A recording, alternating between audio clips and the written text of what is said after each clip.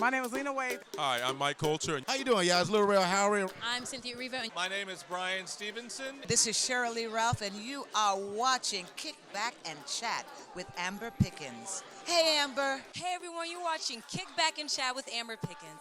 I'm here at the American Black Film Festival Honors in Hollywood. I'm so excited because tonight we'll be honoring Black culture and artists that have made distinguished contributions in the entertainment business. We'll be honoring CCH Pounder, Lena Waithe, Jamie Foxx, Cynthia Rivo, and Louis Gossett will be receiving the Hollywood Legacy Award. So stay tuned for so much excellence.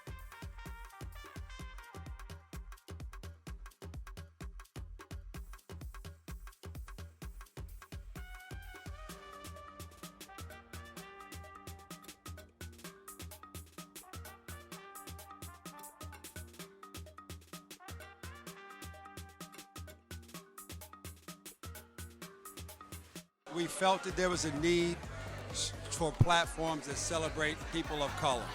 And there's a lot of stuff out here, but it just wasn't enough celebrating our art, our culture, our people. And honestly, we just wanted to empower middle school kids, right, to pursue careers in film and TV and the arts. And we're just humbled that 24 years later that this is bigger than ever. I'm looking forward to seeing my friends, and to embrace them and hold them tight and to, to get some of that spirit, some of that energy that we need nowadays, to support each other and to be there for each other. And this has been a rough year so far for everybody. And it's important, I think, that we use these opportunities to really embrace each other. 60 years ago, black people had to say, "My head is bloody but not bowed." I haven't had to say that, and I'm standing on their shoulders. People who did so much more with so much less. And I'm inspired by that kind of activism, and it just makes me believe and understand that if they could do what they did, I have to do what I can do. To even get exposed to Brian Stevenson's book, Just Mercy, which is also a phenomenal read. If you like the movie, check the book out. But to be a part of something that's so important as far as raising the conversation about the unjust in our justice system, and particularly how it predicates on black and brown people, and hopefully making that uncomfortable conversation comfortable so that we can start critically analyzing the justice system and making it a better system for everybody and move forward. To be a part of something like that could possibly positively change the world, phenomenal. If there were no writers, there's no script. And the actors can't do anything, directors can't do anything. There's nothing that can be done without the writer. So it is the power tool to help our voices be heard and get out there, and that's where it all starts. It's with the pen and paper or the keypad. What is some wisdom that you would like to share with millennials? Well, first thing that you have to say, because it's such a hard thing to do, is put it together. There is no such thing as impossible. Get that out of the way. So now you put your clothes on and brush your teeth and you go for work. Now, if you go for a 10 and you get a 5, you don't get disappointed because there's 5 more than you had when you started. Now go for another 10.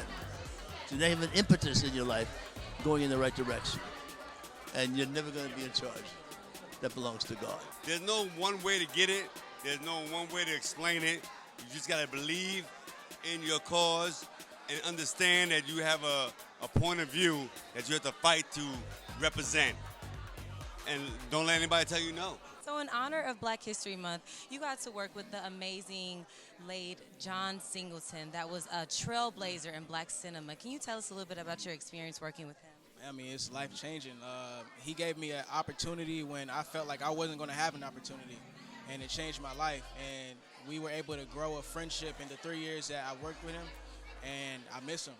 I miss him. He was a great help whenever I had a question about anything industry related or, just about life. He was there to answer any question I had. John was complicated and trying. As a director, he really pushed me in places that I didn't even know I wanted to go.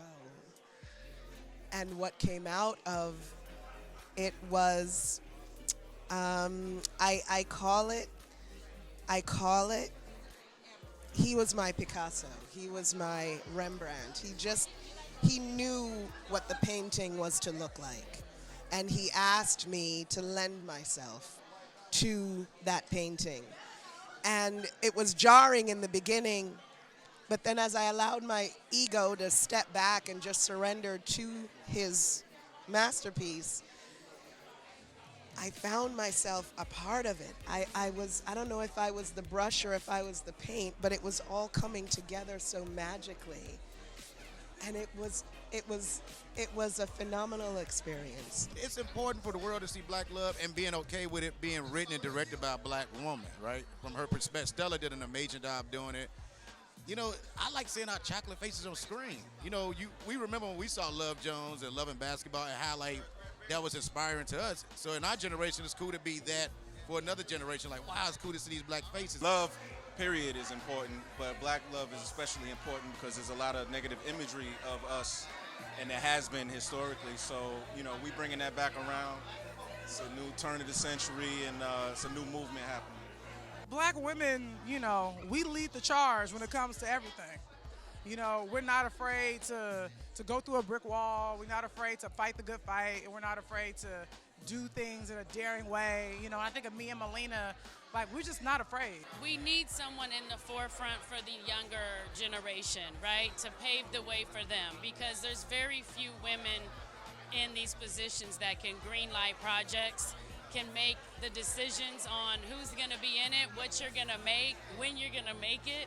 And so to be able to have that power, you know, which is so hard in Hollywood, you know, operating outside of Hollywood for so long, you have to find other doors to go into. Be a student of your craft. Know what you're doing. And that's the art. And then there's the business. And be a good business person. Making sure you do the things necessary to put yourself in a position so someone can give you an opportunity. Remember, luck is when preparedness meets opportunity. So the only thing that you can do is be prepared. And then the opportunity comes along, and that synergy creates luck. So he made that shit sound smart, see? See what I'm saying? Yo, pinky in the brain, dog. What we do every day. Try and take over the world, baby. My dream role is an action figure where I'm a spy and I wear a liquid bodysuit and I assassinate bad guys and I save the day. I can see that easily. Huh? I can see that easily. Really? From your lips to God's ears, I claim it. Yeah. Yes. Yeah. I'm an actor, so for me, I'm always more challenged by something that's farther away from me. You know, Luke Cage was as far from me as Darius from Black and Blue, and I like the opportunity to stretch and just do something different and change things. How is it working on God Friend of Me? Congratulations, it's such a great show.